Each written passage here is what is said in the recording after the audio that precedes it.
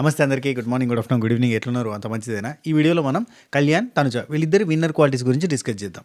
చాలామంది అడిగిర్రు, అన్నా ఏందన్నా డిమాండ్ పవన్ గురించి చేసినావు, ఇమాన్యుల్ గురించి చేసినావు, సంజన గురించి చేసినావు, కానీ కళ్యాణ్కి అట్నే తనుజకు మాత్రం చేస్తలేవు, ఇది చాలా టూ మచ్ అన్న. ఒక రివ్యూవర్ అంటే అందరికీ సమానంగా ఉండాలి, సమానంగా చూడాలి అని అన్నారు.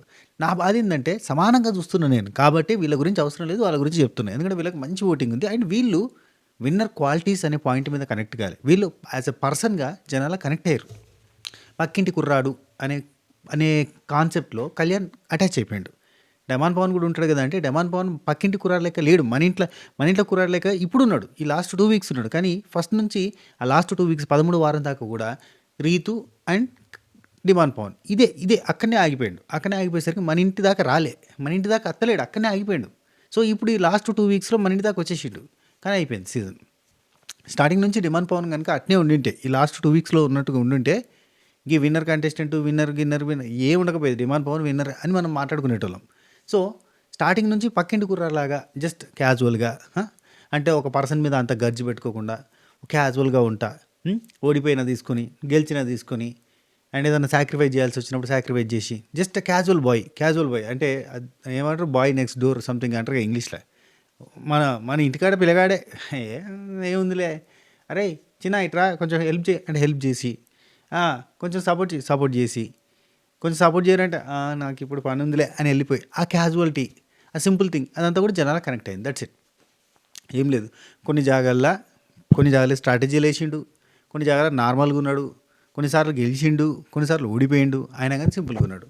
నాగార్జున సార్ తిడుతున్నప్పుడు కూడా సార్ ఓకే సార్ అని అన్నాడు.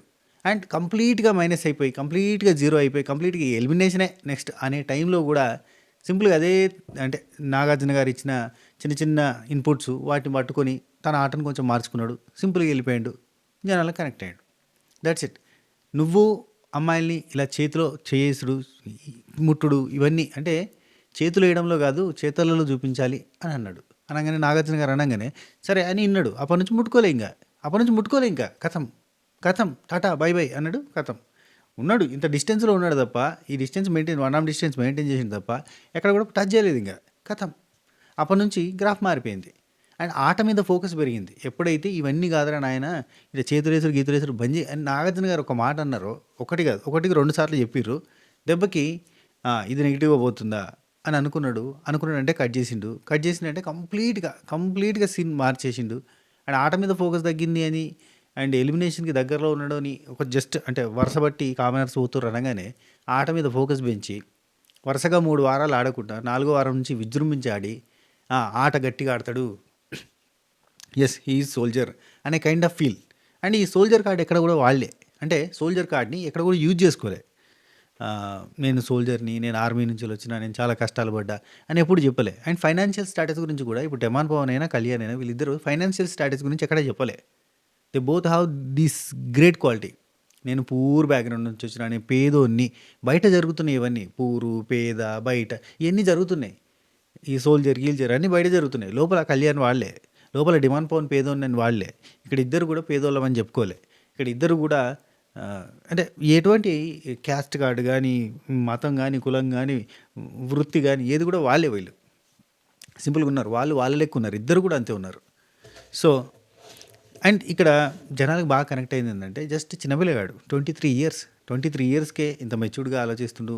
ఈ చుట్టుపక్కల అతనితో పాటుగా ఉన్న వాళ్ళందరినీ అర్థం చేసుకుంటుండు, గేమ్స్ని అర్థం చేసుకుంటుండు, స్ట్రాటజికల్గా ఆలోచించగలుగుతుండు. ఏదైనా గేమ్లో స్ట్రాటజీ చేయాల్సి వస్తే పక్కన వాళ్ళు కూడా సజెషన్స్ చెప్పేంత స్ట్రాటజికల్గా ఆలోచిస్తుండు. కొంచెం మెచ్యూర్డ్గా ఉన్నాడు పర్సన్ అనేది ఒకటి బాగా నచ్చింది. సో ఇలాంటి క్వాలిటీస్ సేమ్ తనుజకు కూడా ఇంచుమించు అటువంటి క్వాలిటీస్. తనుజలో విన్నర్ క్వాలిటీస్ ఏంటంటే ఎవరు చెప్పలేరు. ఈవెన్ విన్నర్ క్వాలిటీస్ ఉన్నాయి అని మొత్తుకునేటోళ్ళు కూడా, తనుజానే విన్నర్ కావాలని మొత్తుకునేటోళ్ళు కూడా తనుజ విన్నర్ క్వాలిటీస్ అంటే చెప్పలేరు. ఎందుకంటే విన్నర్ క్వాలిటీస్ కాదు. ఇక్కడ సేమ్ కళ్యాణ్ కదా, పక్కింటి కుర్రాడు, పక్కింటి అబ్బాయి, ఎదురింటి పిల్లగాడు అన్నట్టుగా ఎట్లయితే అనుకున్నారో, ఇంట్లో మనిషి, అరే మన ఇంట్లో లేడీస్ గిట్నే వరుతారు రాబాయి, ఇట్నే అడుగుతారు, గిట్నే ఏడుస్తారు, గిట్నే ఫస్ట్ ఎయిట్ అవుతారు, గిట్నే ప్రతిదానికి ఇరిటేట్ అవుతారు, అరే సేమ్ మన ఇంట్లో అమ్మాయి లెక్కనే ఉన్నది అనే ఫీలింగ్ అంతే. అట్లా కనెక్ట్ అయ్యారు. అంటే తనుజాన్ అంటే హేట్రేట్ చేస్తున్న వాళ్ళు ఎట్లయితే హేట్రేట్ చేస్తారో, ఇష్టపడుతున్న వాళ్ళు ఎట్లా ఇష్టపడుతుర్రు, కానీ నేను 2 చెప్తున్నా. మీరు మళ్ళీ ఉన్నాయిలే, చేసిందిలే, చెప్పిందిలే ఈ గాదు. ఇది ఫైనల్ వీక్ ఫినాలే టైము. ఇక ఇప్పుడు మళ్ళీ మనం హేట్ రేట్లు పెంచుకోవాల్సిన అవసరం లేదు. అయిపోయింది. వాళ్ళు బయటకొచ్చిన తర్వాత వాళ్ళు మస్తు కలిసి ఎంజాయ్ చేస్తారు. ఇప్పుడు ఈ ఒక్కరోజే ఈ ఓట్లేసుడు అయిపోయిందంటే నువ్వెవరో నేనెవరో అన్నట్టు ఉంటది ముచ్చట. అర్థమైందా? ఈ పంచాయితీ ఉండదు. కాబట్టి జాగ్రత్తగా వినండి. తనుజకి ఎందుకు కనెక్ట్ అయ్యారంటే, తనుజ ఇంట్లో ఒక చిన్న చెల్లె లెక్క, ఇంట్లో ఒక పెద్ద అక్క లెక్క, ఇంట్లో ఒక చాదస్తపు బామ్మ లెక్క, ఇంట్లో ఒక స్ట్రిక్ట్ మదర్ టైప్లో, ఒక రకంగా ఎట్లా అంటే అన్ని రకాలుగా లేడీస్కి ఉండే క్వాలిటీస్ అని ఉంటుంది. ఫ్రస్ట్రేషన్, ఇరిటేషన్, కోపం, బాధ, అలక, ఏడుపు, అరుపు ఇవన్నీ కూడా తన లోపల కనబడతాయి. అండ్ దీంతో పాటుగా తనని బాగా ఇష్టపడ్డది ఎక్కడంటే, స్పెషల్లీ లేడీస్, చాలామంది లేడీస్ ఇష్టపడ్డది ఎక్కడంటే తన డ్రెస్సింగ్ సెన్స్. తను వేసే డ్రెస్సింగ్ సెన్స్ ట్రెడిషనల్ వేర్ వేస్తూ ఉంటుంది. ప్లస్ ఈ కొంచెం కొంచెం ట్రెండీగా వేసినా కానీ అందులో కూడా లిమిట్గా ఉంటాయి. లిమిట్ అంటే గుర్తొచ్చింది. పర్సన్స్ని ఏ లిమిట్ వరకు ఉంచాలో ఆ లిమిట్ వరకే ఉంచుతుంది. స్పెషల్లీ బాయ్స్ని ఎంతవరకు అడుగు ముందుకు వేయగలుగుతారో అంతవరకే ఏనిస్తుంది, అంతకు మించి నో.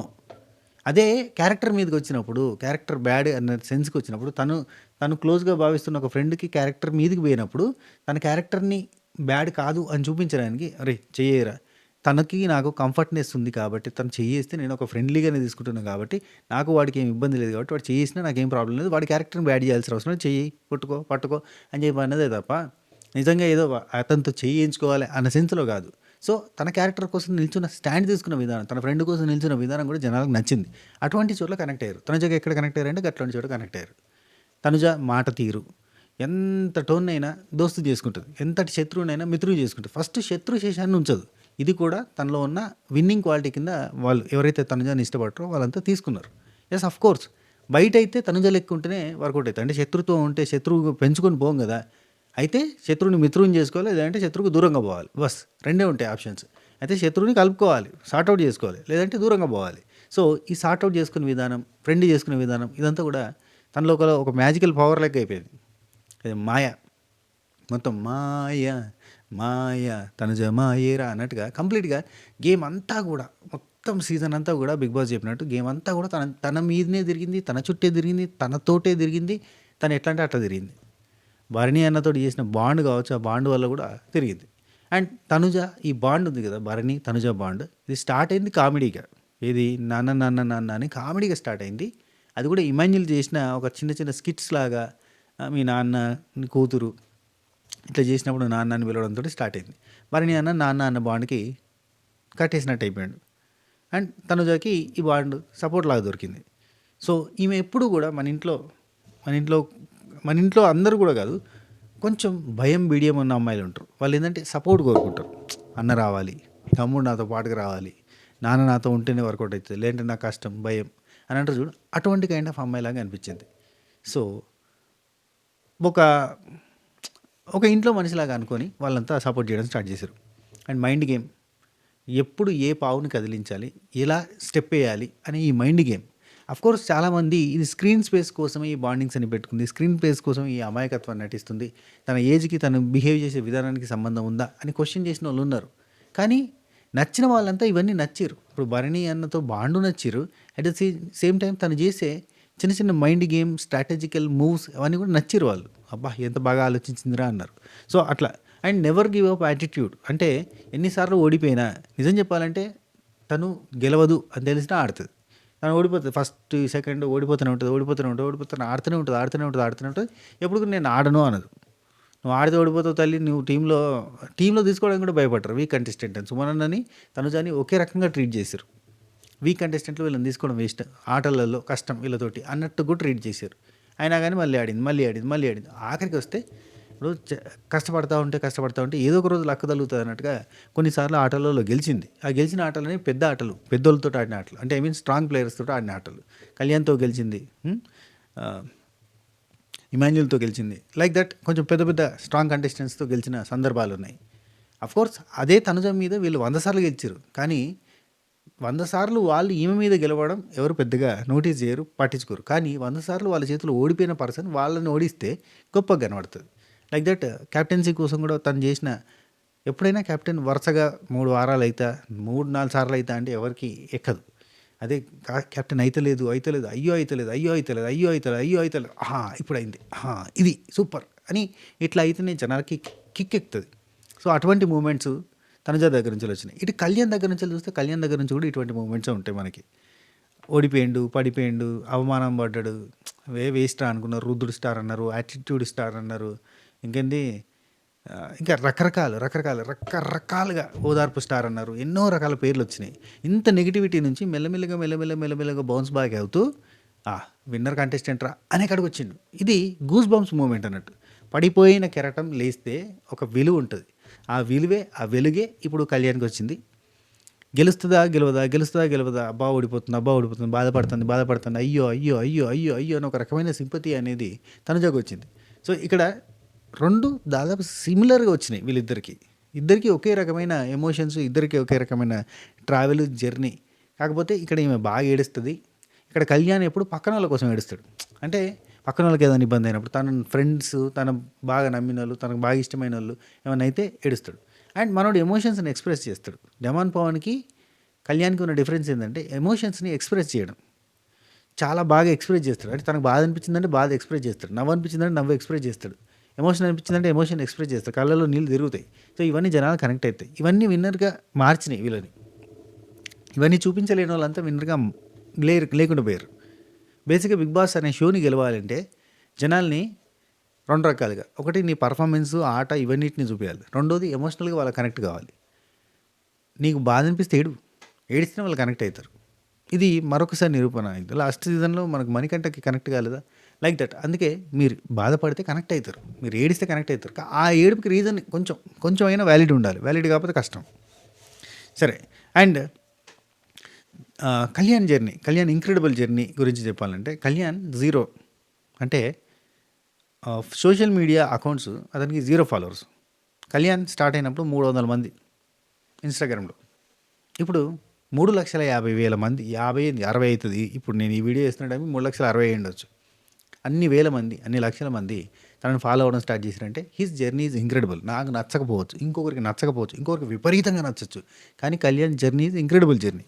అందుకే కళ్యాణ్కి ఇంతమంది ఫాలోవర్స్ వచ్చారు. 3,50,000 మంది మెచ్చినోడిని ఇప్పుడు నాకు నచ్చదంటే నేను కరెక్ట్గా చూడలేదేమో, వాళ్ళు కరెక్ట్గా చూసారేమో, అందుకే 3,50,000 మంది ఫాలోవర్స్గా తయారయ్యారు. సో లేదు, youth, young people, 23 years old ఇతనికి అరే ఇంత చిన్న ఏజ్లో సాధించిందంటే మనం కూడా ఏదో సాధించవచ్చు అని ఇన్స్పిరేషన్ కూడా అనిపించుండొచ్చు కళ్యాణ్ జర్నీ కూడా వాళ్ళకి. అంటే అసలు మీడియాకి సంబంధం లేనోడు, సినిమా ఫీల్డ్కి సంబంధం లేనోడు సడన్గా వచ్చి ఇక్కడ క్లిక్ అయ్యాడు.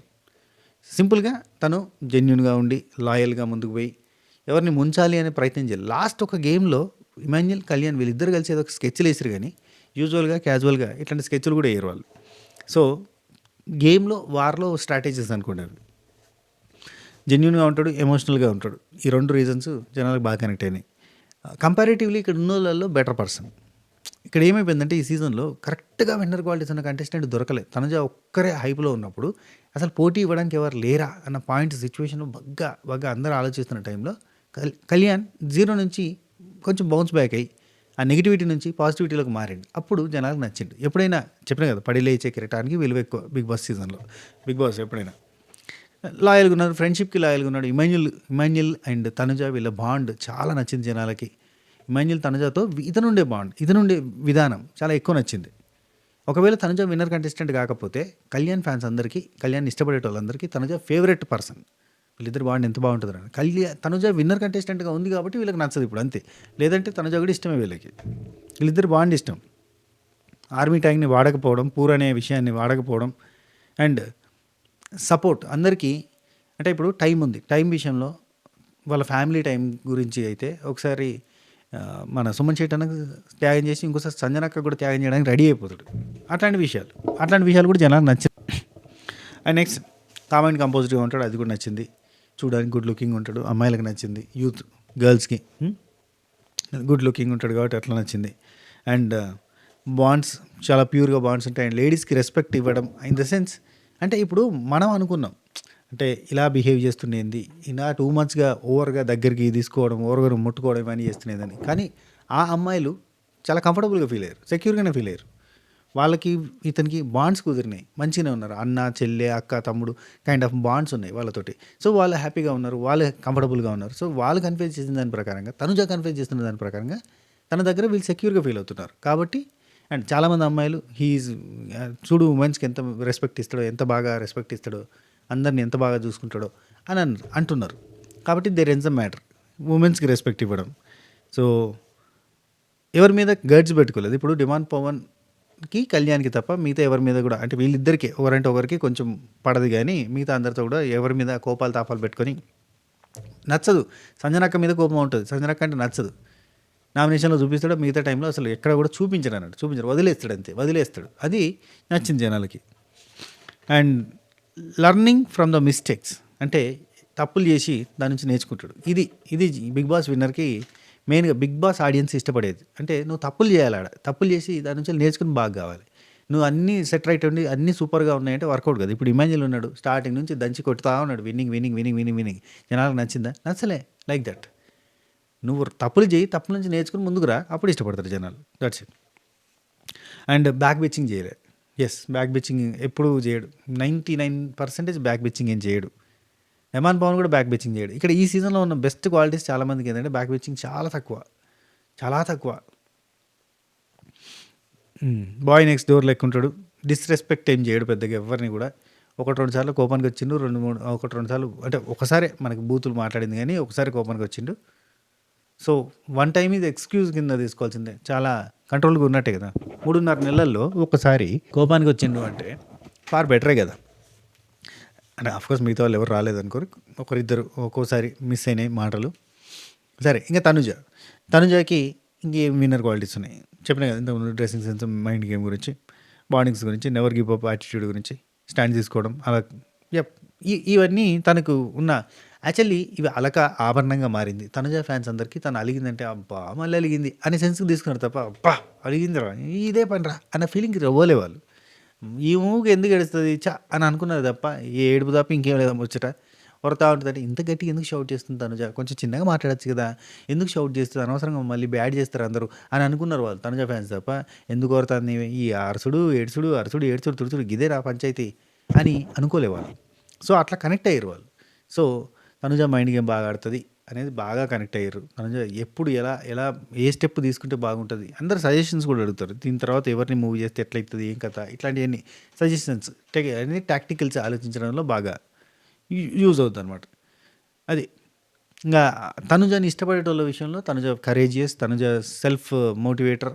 ఎందుకంటే ఒక్కసారి ఏడ్చింది అంటే ఏడ్చిన తర్వాత మళ్ళీ బౌన్స్ బ్యాక్ అయిపోద్ది. Tanuja good human being bonds make చేయడంలో ఇట్లాంటియన్నీ చాలా రీజన్స్ ఉన్నాయి. ఇంక కళ్యాణ్ గురించి అడిగితే మాత్రం ఎంతెంత పొడుగు రాసిర్రంటే లిటరల్లీ ఇక మనం దాంతో సినిమా తీయొచ్చు. అంత పొడుగు రాసిర్రు. ఇంతింత పొడుగు రాసిర్రు స్క్రిప్ట్. 50 పేజీల స్క్రిప్ట్ రాసినట్టు రాసిర్రు. అంత ప్రేమ, ఇష్టము చూపిస్తున్నారు.